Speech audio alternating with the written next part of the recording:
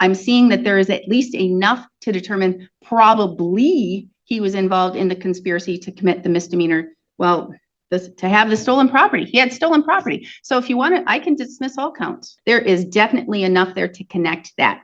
Whether, and you agree, Mr. Harrington, yes, you're nodding your head up and down. Yes, you agree. And even in your brief, you agree that there is enough to say, Mr. I can't even say that. Even in a preliminary hearing, I can't say, I find probable cause that a burglary was committed, because the law says I have to determine probable cause of a felony or probable cause of a misdemeanor. This judge actually reads every word of the police report, and you can see the prosecutor getting nervous because of it. While most judges rush through hearings, she sticks strictly to what's written on paper. Her attitude is basically, if it's not in the report, it doesn't count. The prosecutor struggles because key details are missing, turning the hearing into a quiet clash between legal technicalities and common sense. Honestly, it's entertaining watching her refuse to fill in the gaps for him. It also shows how fragile a criminal case can become when the details aren't documented properly. For a motion hearing, a four corners motion hearing, the criminal complaint, which is a 38-page criminal complaint in this matter. However, with regards to that, there are 1, 2, 3, 4, 5, 6, 7, 8, 9, 10, 11, 12. 12 charges in that criminal complaint that does contain 38 or 36 counts, criminal counts, but 12 of those counts relate to defendant Robert English. We are here today for the court to hear any arguments to supplement the briefs, because again, this is I want to say a complex, or it has a lot of facts and things alleged in the criminal complaint as well as in the arguments. So I am going to start with Mr. Harrington. This is your motion. Again, I have thoroughly read your brief along with the criminal complaint. As it relates to this case and any argument, what would you like to state? Judge, nothing. I'll rely on my brief, except anything that I quoted in the brief, cited in the brief, was based upon either a review of the cases that I cited or the jury instructions. I'll stand on the brief. Thank you, Judge. All right, thank you. Mr. Schmidt? There's a reason why the test for adequacy of a criminal complaint is described as common sense and not hyper-technical. If the complaint was only one sentence long and the one sentence was 4 people who reside in Burnett County reported their house was broken into, damage was caused with the breaking in, and stuff was stolen, and the stolen property from all 4 were found in Robert English's bedroom, that would be an adequate complaint. This complaint actually contains that information as well as a plethora of other information. The court has already found probable cause for all 12 accounts when it issued the arrest warrant. Attorney Harrington has not pointed out anything I think the court missed. Thank you. All right, Mr. Harrington, any reply? No, I'll stand on the brief. All right. Again, the court has reviewed both of the briefs that have been submitted by the parties in this case. First, the court must address the issue of the arrest warrant and the argument that the court has heard that the court found probable cause when it issued the warrant.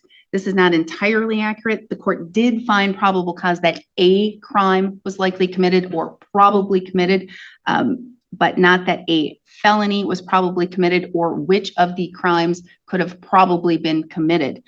And there's a difference. A preliminary hearing would determine whether or not there is enough facts or evidence alleged, even with inferences to the state, to determine whether a felony was probably committed. Whether or not the burden has been met with an arrest warrant of a crime being probably committed, it's determined about the facts alleged, and the court did determine that a crime was probably committed and issued the arrest warrant. The judge is picking apart the complaint line by line, and the prosecutor knows the felony charge is falling apart. She basically tells him, I'll allow the misdemeanor, but you never proved he broke the window. The facts may support the case, but the report doesn't. And this judge refuses to turn weak paperwork into a felony. She's focused strictly on probable cause and isn't giving the prosecutor any room to stretch the facts.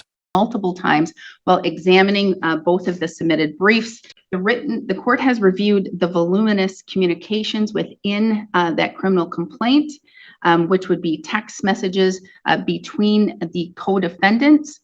Those written communications among the parties discuss potential burglaries, which then would give the inference or the connection to the criminal damage to the property and perhaps possession of stolen property or misdemeanor theft, moving of property. However, those conversations, specifically in reviewing each of those texts very specifically, those conversations do not implicate Robert English in any of the burglaries, which would then connect to the criminal damage to the properties, only that they may relate to the probable possession of stolen property or movable theft or theft of movable property.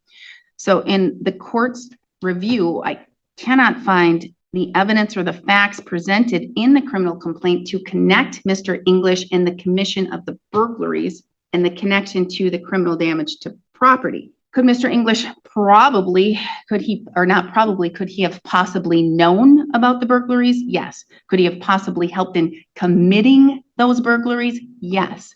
But in the review and as the facts and statements and the specific details are laid out in that criminal complaint, reviewing the criminal complaint and what's laid out in detail in that criminal complaint, it would only be speculation or conjecture because of the close connection Mr. English has to the co-defendants. One of the co-defendants is his girlfriend of a significant long period of time, and the other co-defendant is her brother. But there is that close connection in those written communications as to the likely stolen property and it being in possession of or going to be or something to be done with, probably with Mr. English. There's a connection to that. Even as stated in the criminal complaint, in reviewing and looking for the conspiracy requires a mutual understanding to achieve a shared criminal goal and to work together to carry out that criminal plan. There must be some type of either words or actions or intent by the defendant to complete that crime. In the criminal complaint, as again, it is laid out and described in specific detail, the court can't find anything that indicates a conspiracy without having mere speculation or conjecture.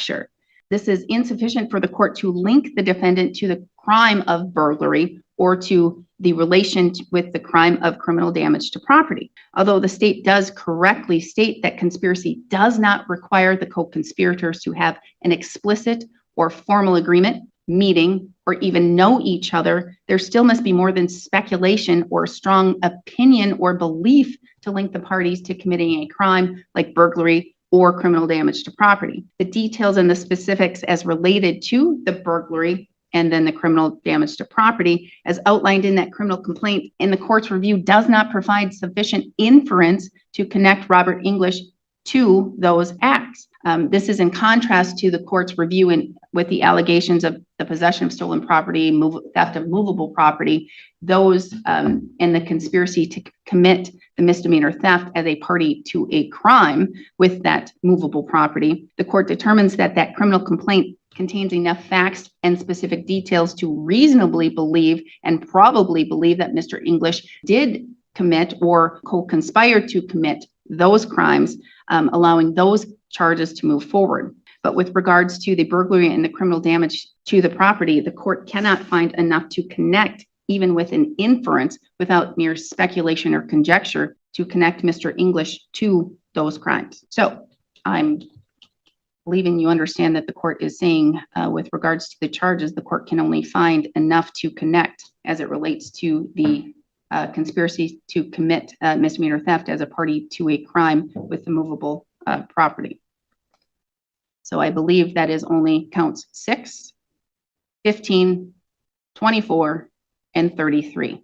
Mr. Harrington, you look like you want to say something. I haven't thought through what I want to say because I think those are all misdemeanors at this point, aren't they? They are. I guess as I recall the rules, Mr. Schmidt has the opportunity to amend the complaint. He does. Rather than a dismissal. And I guess I want to know how long it's going to take him to amend the complaint and where we go from there. Suggest that maybe the court set this for a status. I'm not going to amend the complaint. We need to do the prelim. We need to get this case moving. One of his co-defendants has invoked speedy trial. Fair enough. We'll set it for preliminary exam. I have time. If the court is finding that everything except 6, 15, 24, and 33, the complaint lacks that, the motion is an attack on the personal jurisdiction, I think there has to be an amended complaint. These are misdemeanors. We're not going to have a preliminary exam on misdemeanors. We would not. I thought the court dismissed the crim damages. And the burglary. So the court found probable cause to believe that Robert English was knowingly in possession of stolen property from the theft, which is an essential part of the conspiracy, but would not find the burglary and crim damage that were necessary for the theft, even though the conspiracy jury instruction says he doesn't need to know about those or be part of them. I think That's that's my precisely what the judge found, and I agree with That is that. exactly what I found in the review of the criminal complaint. And again, you do have the ability to jury instructions for conspiracy. It requires at least a mutual understanding and a shared criminal goal to work together to carry out a criminal plan. He would need to know that the burglary was going to be in existence. And I can't find that there is any connection. It does not require that you all have the mutual understanding of the same crime, just a criminal purpose. That's why the jury instruction reads that. Again, I can't find in the facts, especially in looking at the text messages and the communications between the co-defendants, that Mr. English was involved in the criminal purpose of the burglaries. Did he possess the stolen property? Probably with the facts. That's what I'm getting at with the conspiracy in this. It's really all or nothing. If the court believes that he was part of the theft, as in he knew the property was stolen and possessed it, he's also party to a crime conspiracy on those others.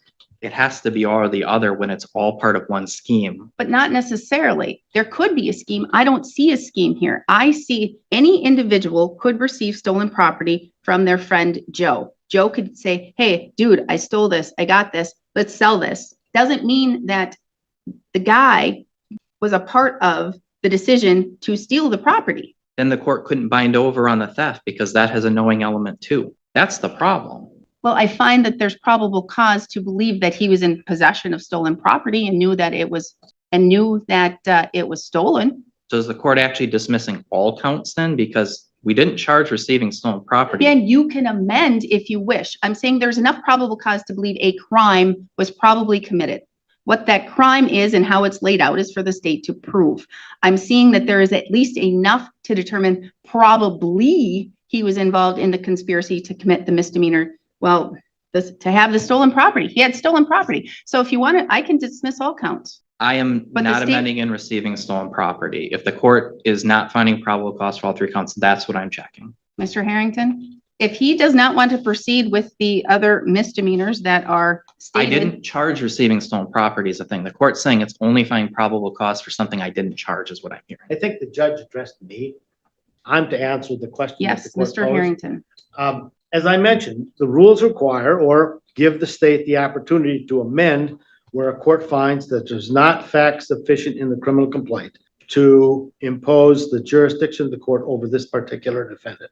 The state has that right by statute. What Mr. Schmidt is arguing, the court decided that there aren't facts sufficient to connect those inferences that they want to have connected for the felonies. As I understand the court's decision, the court found that there is no basis for the conspiracy as it relates to the burglary and the criminal damage to property, but that there is for counts 6, 15, 24, 33, those are misdemeanors. If Mr. Schmidt wants to amend, fine. But I don't view that we need a preliminary exam for those particular crimes. They're misdemeanors, even if it's misdemeanor. And that's the court's view is I find probable cause that a crime, a misdemeanor crime was probably committed by Mr. English. There is definitely enough there to connect that. Whether, and you agree, Mr. Harrington, yes, you're nodding your head up and down. Yes, you agree. And even in your brief, you agree that there is enough to say Mr. English probably committed. There's probable cause to believe. Correct. There's probable cause to believe that he did commit misdemeanors. Whether or not the state wants to continue and to pursue the misdemeanors as charged, that's a determination for the state. Correct. The court is not dismissing those misdemeanors. As stated on the record by Mr. Harrington, and I have them written down somewhere as to what they are, but I don't have them. I don't know where I wrote them down on which. 15, 18, no. 6, 15, 24, 33, Judge. Those are the ones you recited out of the record. Correct. Those misdemeanors. Those misdemeanors stand in the court's review of determining probable cause that a crime was probably committed by Mr. English. The other allegations, the court cannot find any connection as laid out in the criminal complaint. But again, the state has the ability to find other information or to put other things in that criminal complaint that would tie it to a conspiracy for criminal damage or conspiracy for burglary. I just can't find it. And I'm going to tell you, I reviewed that 38-page criminal complaint at least 3 times, perhaps more. Here's the issue of confusion I'm having. I'm hearing the court saying it's finding probable cause for the counts that are misdemeanor theft, movable property, where the state's alleging that Robert English took property out of the home during the No, burglary. that is not what the court is saying. The court is saying, just like any preliminary hearing, when I have This is not a Mr. Schmidt, it's not, but this is my example to show you. In a preliminary hearing, the court has to find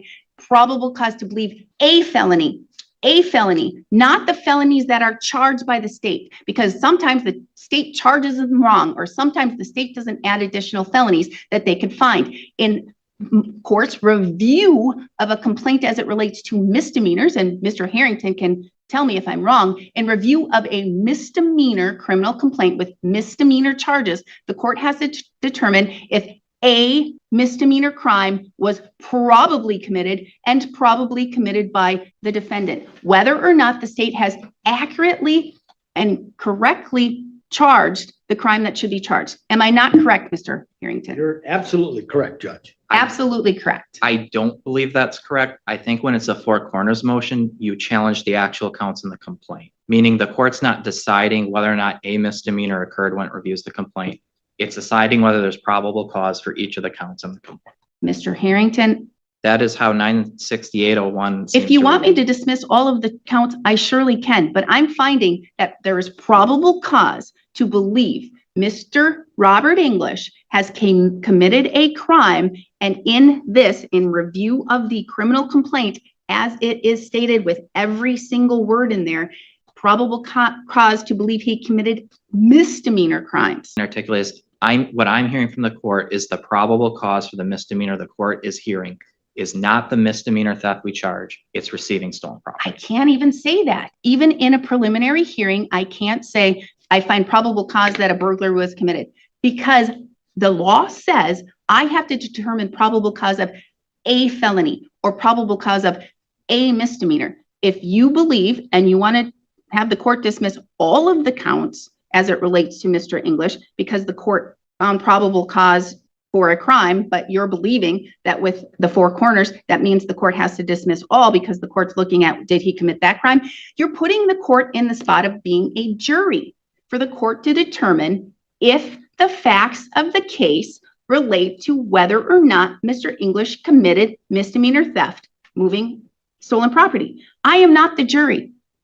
Right now, I am just here to determine probable cause to commit a crime. I find probable cause Mr. English committed misdemeanor crimes, at the very least, as it's alleged in the criminal complaint. What the state wants to do with it, the state can do with it. But as to those other counts not stated on the record, I cannot find probable cause. So, as of this court's review, all counts except 6, 15, 24, and 33 are dismissed. Whether the state wants to pursue the theft of movable property or to amend to something else or to amend the whole criminal complaint to find other connections with Mr. English and the burglary and the criminal damage to property charges, the court or the state can. But that's what I'm finding.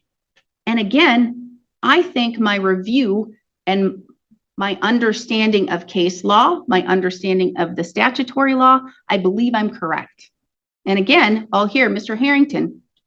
What do you think? I agree with you, Judge. The problem I'm running into is if the court is just finding if that probable cause of misdemeanor exists, I don't know why the court dismissed the crim damage and kept the theft, why it did make a decision to choose one and not the other. Criminal damage is so connected to a burglary because you're alleging that he had the conspiracy to commit that criminal damage of breaking a door or breaking a window or breaking those other things to damage that property. If the court cannot find a connection other than speculation or conjecture that Mr. English, with the facts again, as stated in the criminal complaint, conspired to commit a burglary of a building, the court cannot find that he conspired to commit criminal damage to property.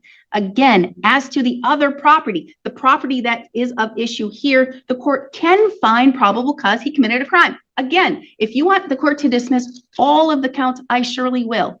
I want the court to find there's probable cause for all. I'm being careful with my language because I'm trying to figure out if this is a final order finding no probable cause for any of the counts, or if it's, and that the court thinks there is probable cause for some misdemeanor not in the complaint, or if the court's finding that, because the state did not allege receiving stolen property. The Correct. state alleged that. Exactly.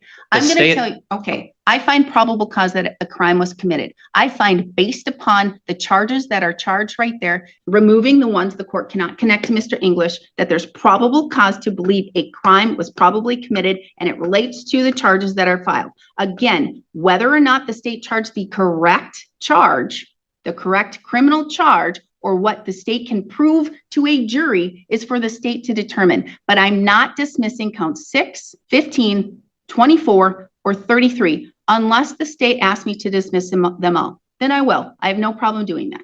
I do not. I believe there's probable cause for misdemeanor theft. All right. Thank you. Then those counts stand. Anything further? I have to chat with Mr. English about some things. I'm not sure what this does with the trial on with these other two defendants, frankly. Well, that's for you to talk to the state and that's for that to be figured out. And here's the thing. I understand that you represent Mr. English. The